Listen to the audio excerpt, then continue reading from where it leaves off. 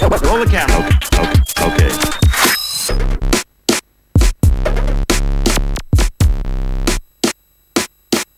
Scene one, take one. Welcome to Tiko-Terrific News. I'm Janaea. And I'm Olive Oil. In today's stories, a new crime wave is sweeping the country in the form of woolen graffiti. Scientists have invented an invisibility cloak. We help them find it. And the latest weather around the country. But first, a story that will turn your world upside down. If you think the world is getting more and more topsy-turvy, it turns out you're right. Builders in Germany have built an upside-down house. And before you think they may have read the plans upside down, they did it on purpose. The Wiki Abdo was built as a tourist attraction, as well as being a comment on the state of the world. The house is 23 feet tall and rests on its roof and has steel beams in the attic. Inside the house there are beds screwed into the ceiling, upside-down wardrobes, an upside-down kitchen, and even an upturned bathroom, though it's not known if anyone has tried to have a bath in it or go to the toilet. Normally a house like this would take 3 weeks to build. This one took over 4 months because workers kept getting confused by the strange angles of the walls. Many tourists visiting the house complain of feeling sick and dizzy after just a few minutes inside. We now cross over to our reporter Will Lowe, or Hi, we can never tell, who is inside the house. How are you feeling, Willow? Thanks, Jenna. I'm here with the owner of the house, Josh, Batman, the six-sitter, and I'm feeling, well, high today. So what made you decide to build this upside-down house? I've always been curious about bats who, as you know, hang upside down, and when I was little I loved playing Batman. What comment do you feel the house makes about the state of the world? It's spinning out of control, especially now Pakistan have brought back ACTA. What are some of the challenges of living in a house where the beds, bathroom and kitchen are kind of on the ceiling? Food, drink, whatever, just comes back right at you. So realistically, who do you think would even buy this house? No, man. Thank you, Josh, Batman, the six-sitter. Well, that's all from me. Now back to you, Olive Oil, in the studio. Thanks, Willow. Will Hi. Even watching that makes me feel seasick. And now for a story that is truly out of sight. Look out, Harry Potter. The world of science is catching up with the world of magic. Scientists in Europe have created a 3D invisibility cloak, which can hide objects by bending light waves. It has been found that light can be controlled by using special tiny crystals that make objects disappear. So far, scientists have made small objects such as coins disappear. But hope that it won't be long before they're hiding cars, planes, and even people. People have always dreamed of making themselves invisible, one top scientist says. The possibilities are endless, and we are very excited. However, since inventing the invisibility cloak, the scientists have been having trouble finding it. As soon as you put it down somewhere, it just disappears, the inventor of the cloak said. It appears they are having trouble finding other things too, like their lunch, which they think may be underneath the cloak.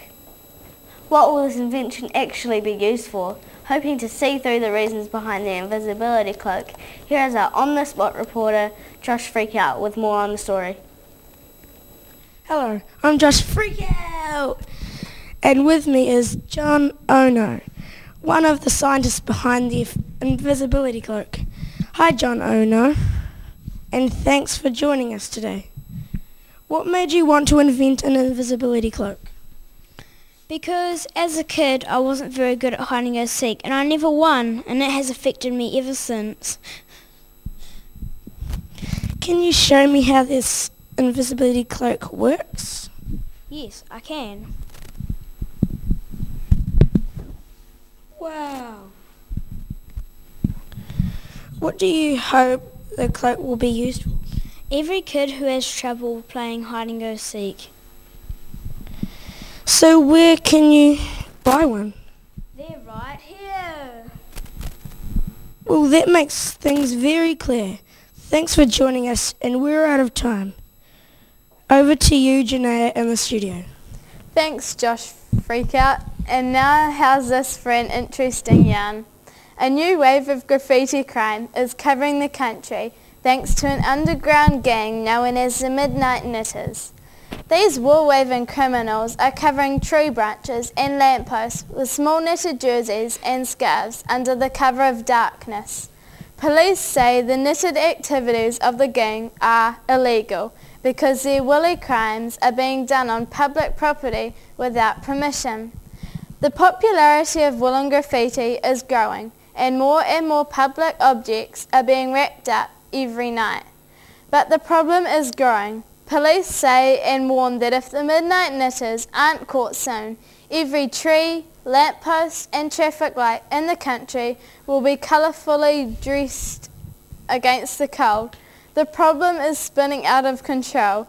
They are a close-knit group of dyed-in-the-wool criminals.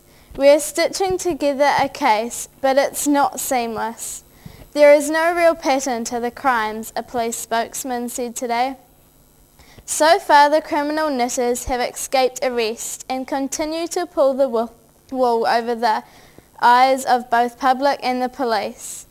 We now go to a secret location with our investigative reporter, Sebastian Supersleuth, who has an exclusive interview with one of the Midnight Knitters gang.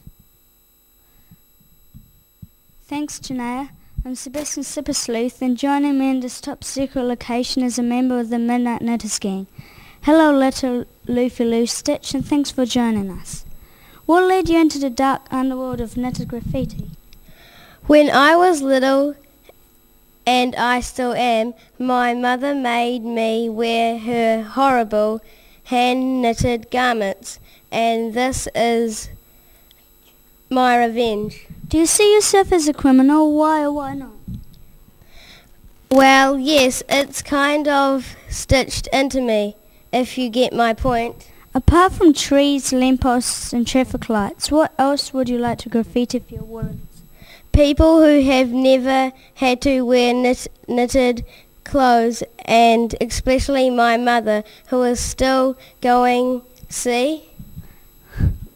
Just how do you pull the wool over the eyes of the police? Actually, they know who I am, but it makes a good yarn for them in the police canteen. Thanks for your time, little Leafy Lou Stitch of the Midnight Knitters gang.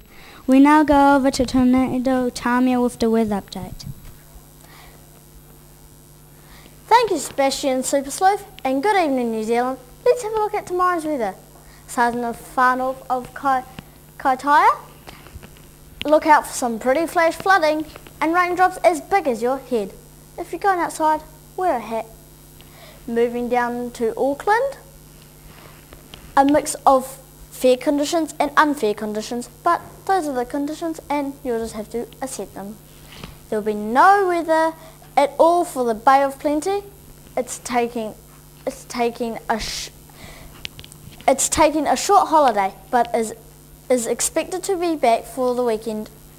In Napier and Hastings, the weather will be sometimes changeable and sometimes not.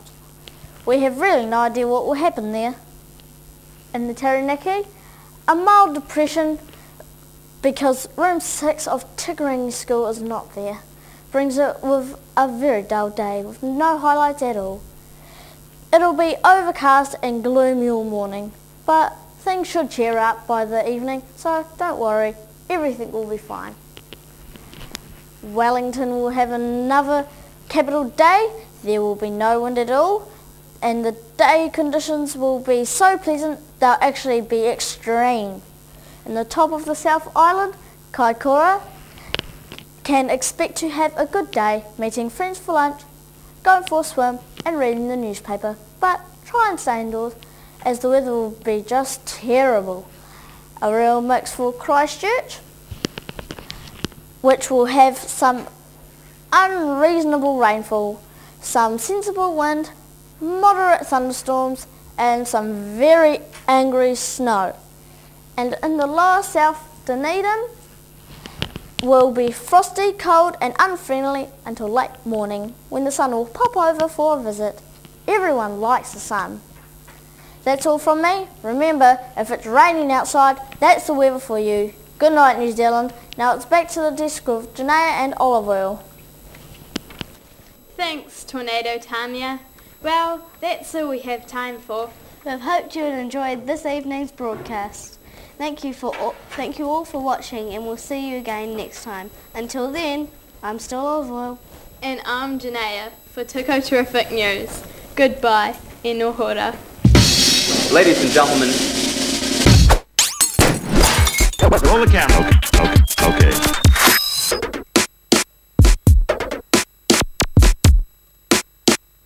Good evening, ladies and gentlemen. Tonight we are featuring an interview with a very peculiar-looking gentleman. Scene 1, take 1.